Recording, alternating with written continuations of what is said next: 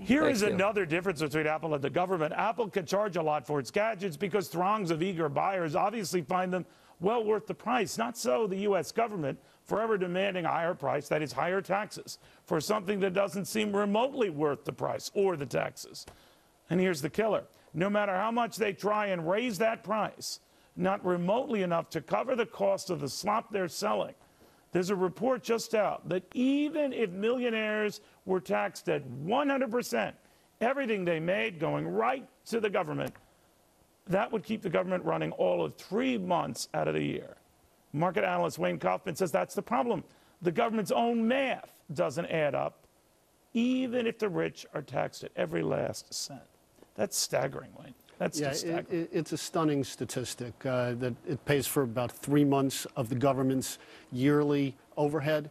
Another way of looking at it is that if they take every dollar that the millionaires, millionaires and billionaires, that's what Obama loves to say, take every dollar that they earn, you're still going to have a $500 billion shortfall in the budget. So where is Mr. Obama, President Obama, going to go for the difference? He's not going to cut the budget of a $500 billion. He's got to go to the middle class. And raise taxes on that. Got to raise taxes on the middle class. That's exactly right. Do you think he really knows that? And if he's reelected, that's when he broaches that? He really knows it. Whether or not he wants to handle it or thinks he can kick the can down the road for another 4 years, that I can't speak for him.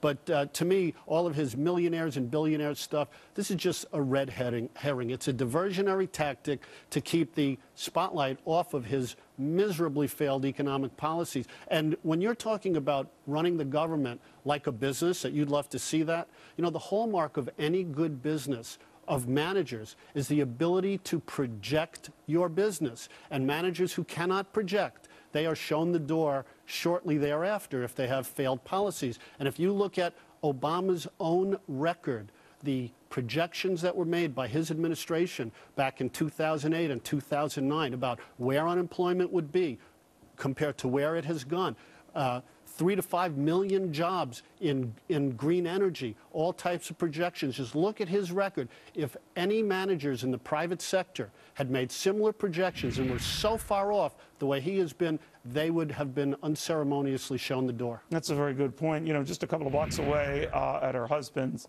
Clinton Global Initiative today, the Secretary of State herself was weighing in on why the rich need to pony up more pretty much everywhere. Around the world, the elites of every country are making money. There are rich people everywhere. And yet they do not contribute to the growth of their own countries. So in France, they want to tax them at 75%, and in our country, they want to tax them, we already know 47%. Pay no income taxes here for a variety of reasons, but it is what it is. But the only fair way to correct it is to zap the ones who are paying taxes. Her statement that she just made, that they don't contribute to the growth of their countries, that is a vulgar statement. Take Steve Jobs. He has not contributed. You were just giving statistics about GDP.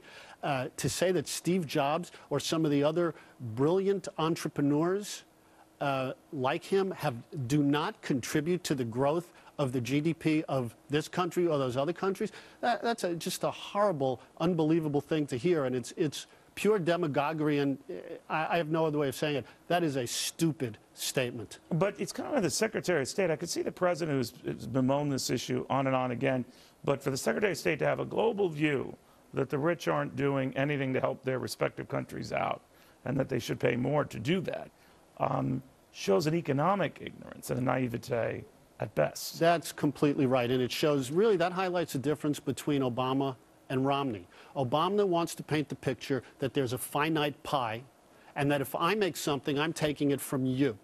Whereas Romney, he understands and believes in growth. And he knows that with the right growth policies, everybody can have a bigger pie and share in it. And that is the big difference. And hopefully he can make that visible to people when we have the debates and for the rest of the campaign. We shall see. Wayne Kaufman, thank you very, very much.